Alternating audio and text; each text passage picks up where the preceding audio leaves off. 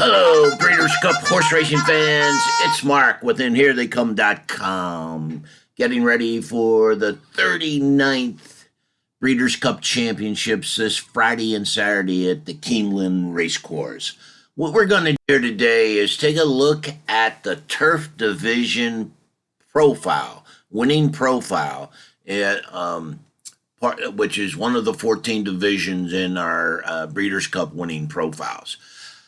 Of course, everyone's aware of the Challenge Race Series. For the Turf Division, there were actually 11 win-in-you're-in races for the Turf Division, where the winner gets automatic entry, plus all of their entry fees and travel expenses to Keeneland.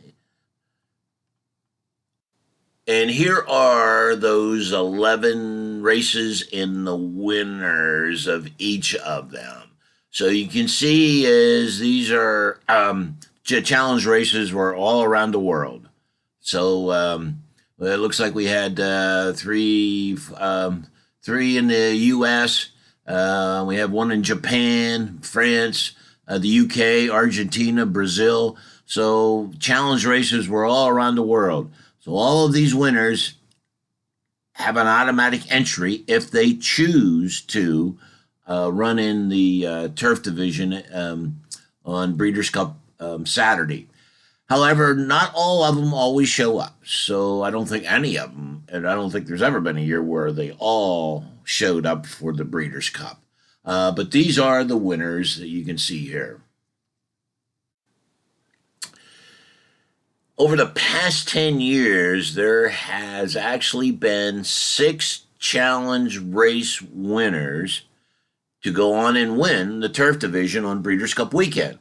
So that's 60% of the winners in the last 10 years won one of the win-in-you're-in challenge races. So we want to give a lot of consideration to the winners of those races that are going to be entered. Entries actually are going to be today. This is Monday. They're going to be 2:45 this afternoon. The final entries and post position and odds will be drawn.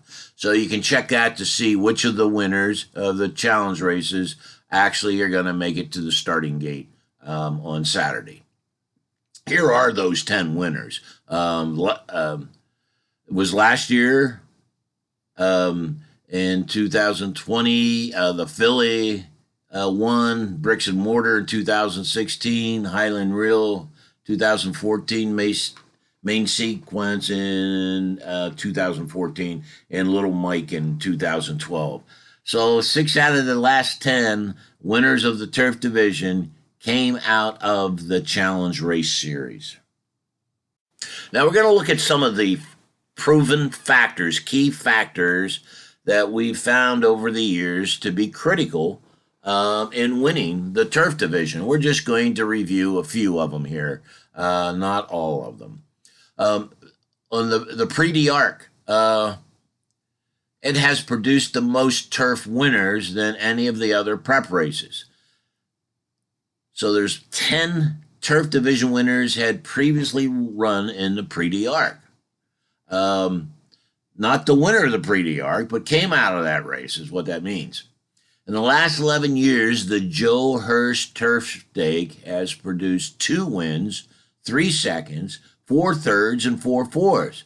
So guess what? We want to take a strong look at runners, European runners that ran in the Prix d'Arc Trump and the Joe Hurst Turf Stakes. Top consideration to these runners when deciding who we're going to be wagering on. Here is the last 10 years of payouts and the average of those 10 years for the win, exacta, trifecta, and superfecta. There's the winners. You can see a lot of them are European winners. The average 10-year payoff for the win is $17.08. So we're looking at what, about roughly 8-to-1 odds. Slightly less, an 8-to-1 average of 8-to-1 odds. You can see the payouts here. Just looking at the last 10 years, there was only 3 of the last 10 winners paid less than, so we can get a decent payoff on the win price in this race. Then we look at the exacta. The average payoff in 10 years is $86, almost $87. That's kind of on the low side on the exacta. We move over and look at the dollar trifecta, and our average 10-year payout is $328. And that seems about right, seeing as though the exacta is only paying $87, so that's about right for the trifecta. And then we bump up to the superfecta. For dollar superfecta, average payoff is $3,528.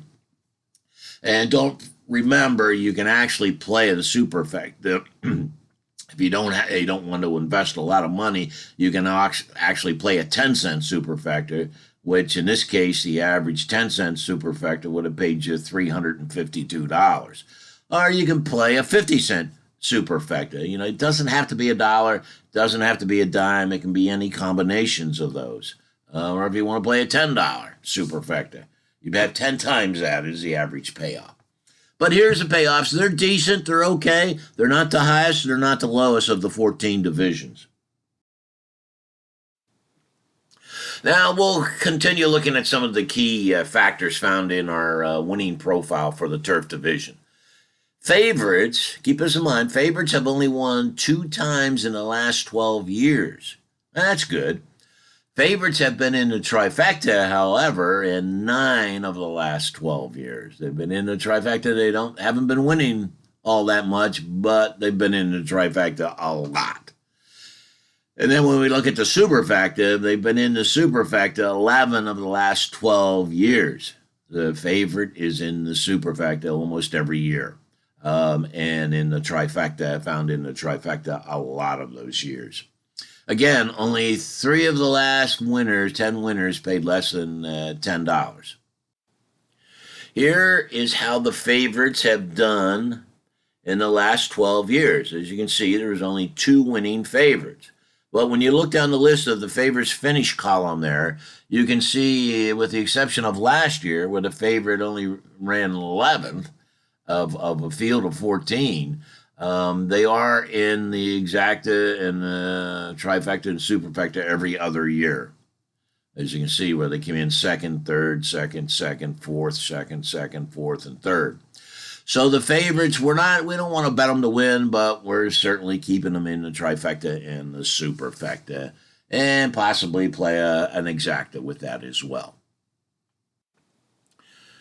Continuing on here with some additional proven factors found in the profile for the turf division is the Euro Invaders have done very well in this division, winning 24 of the 38 editions, as well as 18 of the last 23. So the Americans are up against it in this division. It certainly favors the Euro Invaders. 19, as a matter of fact, last year they took down the superfecta, running first, second, third, and fourth. 19 of the 24 Euro winners also ran their last race in their homeland. 19 of 24. Sometimes some of them will ship over early and get a race in the U.S. Before the Breeders' Cup, but most of them don't. Most of them come right out of the European race and head to the Breeders' Cup. 11 of the last 16 winners were bred in Europe. So even an American that wins, it was a Euro-bred runner. So when you look at the American runners in the division, look to see if they were bred in Europe or not. Age is not a factor, as we've had winners that are 3-year-olds, 4-year-olds, and 5-year-olds have won the race. None older than 5 have won the race, but young horses do win the race, as well as 4- and 5-year-olds as well. So don't rule out a 3-year-old just because it's a 3-year-old. On the Prix d'Arc,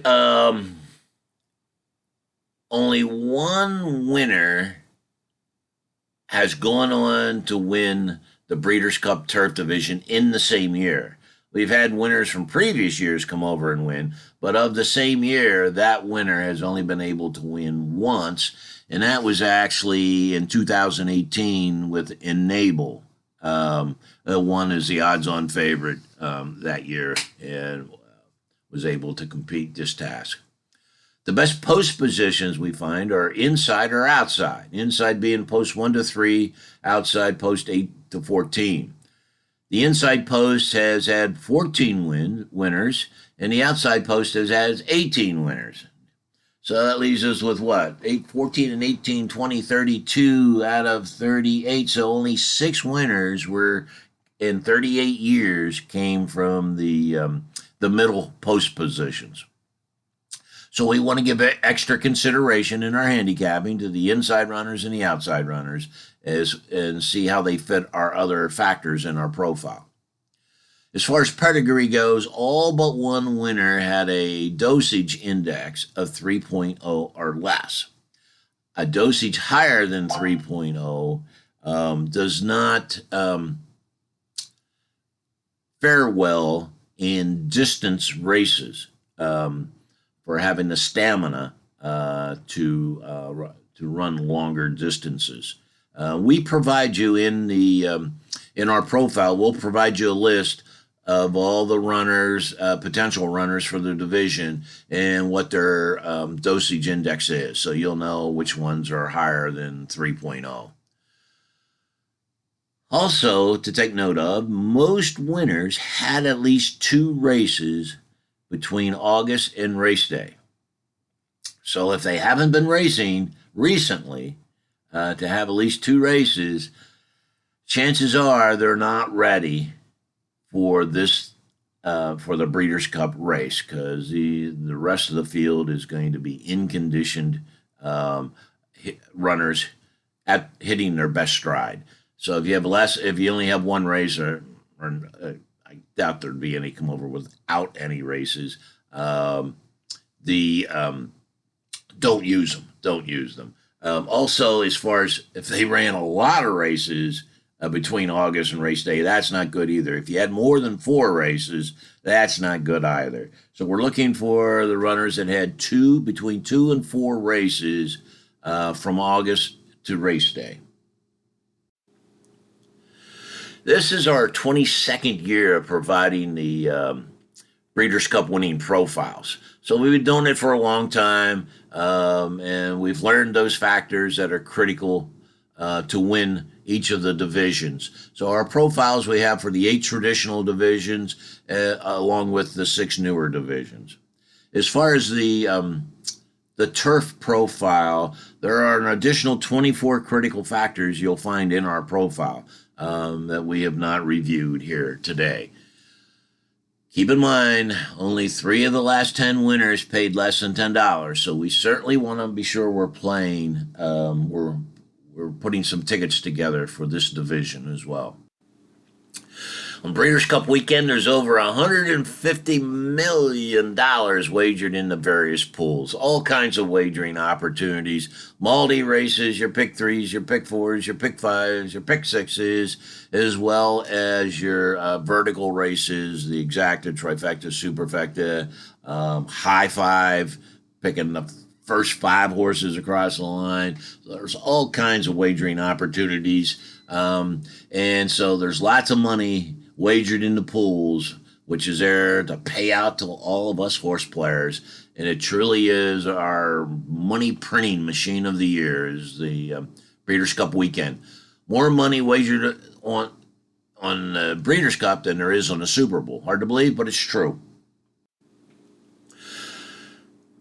Proven winning Breeders' Cup profiles for the 14 divisions. Breeders' Cup races aren't always what they seem to be at first glance. It is critical to know those factors that have been proven to be important in handicapping the races and finding the winners and the runners to hit the bottoms of your superfectas and trifectas.